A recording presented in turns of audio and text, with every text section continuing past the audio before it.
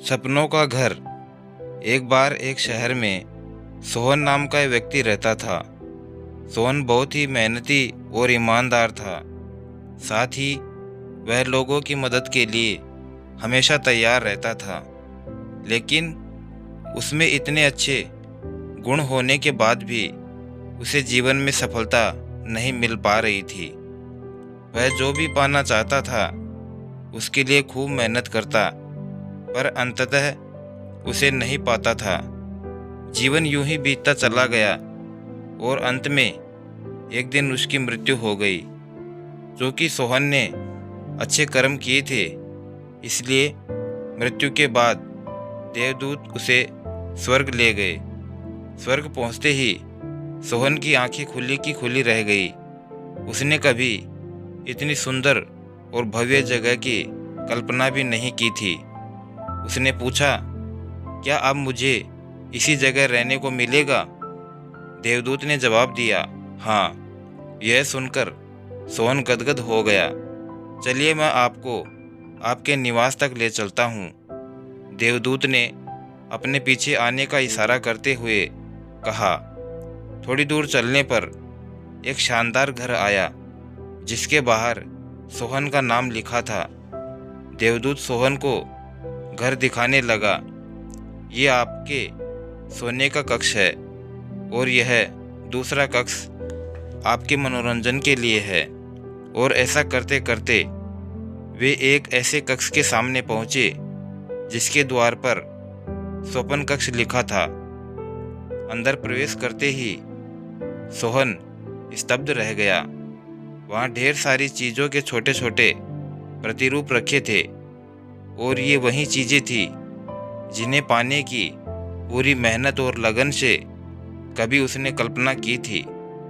सोहन ने उन चीज़ों की तरफ इशारा करते हुए कहा, देवदूत, ये तमाम वस्तुएं, ये कार, ये घर, ये आईएएस अधिकारी का पद इत्यादि, ये तो वही हैं जिन्हें मैंने पाने की ना सिर्फ कल्पना की थी बल्कि इनके लिए खूब मेहनत भी की थी। तो भला ये सब मुझे वहाँ धरती पर क्यों नहीं मिली? और यहाँ पर इनके इन छोटे छोटे प्रतिरूपों के रखे होने का क्या अर्थ है?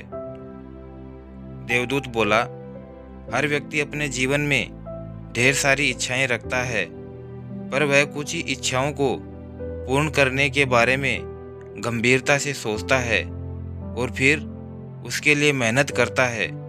ईश्वर और ये संपूर्ण ब्रह्मांड उन सपनों को पूरा करने में उसकी मदद भी करते हैं। पर कई बार इंसान सपनों के पूर्ण होने से ठीक पहले ही अपना प्रयास बंद कर देता है। यहाँ रखी हुई वस्तुएं उन्हीं इच्छाओं को दर्शाती है जिनके लिए तुमने खूब मेहनत की, और जब वे तुम्हें दी जाने वाली थी कि तभी तुम हिम्मत हार गए और वे यहीं रखी रह गई। दोस्तों, सफल व्यक्तियों का एक बहुत बड़ा गुण होता है दृढ़ निश्चयता। वे जो पाना चाहते हैं उसके लिए दृढ़ होते हैं। वे भले ही उसे पाने के प्रयास में बार बार विफल होते रहें, पर वे तब तक नहीं रुकते जब तक कि उसे पा नहीं लेते। इसलिए अगर आपने भी अपने लिए कोई लक्ष्य बना रखे हुए हैं तो तमाम मुश्किलों के बावजूद उन लक्ष्यों को अधूरा मत छोड़िए। याद रखिए, कहीं ना कहीं आपके सपनों के प्रतिरूप भी तैयार किए जा रहे हैं। उन्हें सपना ही मत रहने दीजिए। अपने सपनों का पीछा करते रहिए और उन्हें अपने जीवन में हकीकत बनाकर ही दम लीजिए। दोस्तों, कैसी लगी ये कहानी?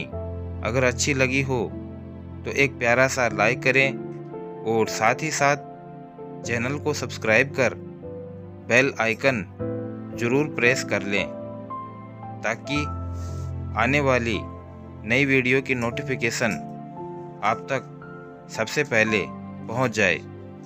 वीडियो को अंत तक देखने के लिए आपका दिल से बहुत बहुत धन्यवाद।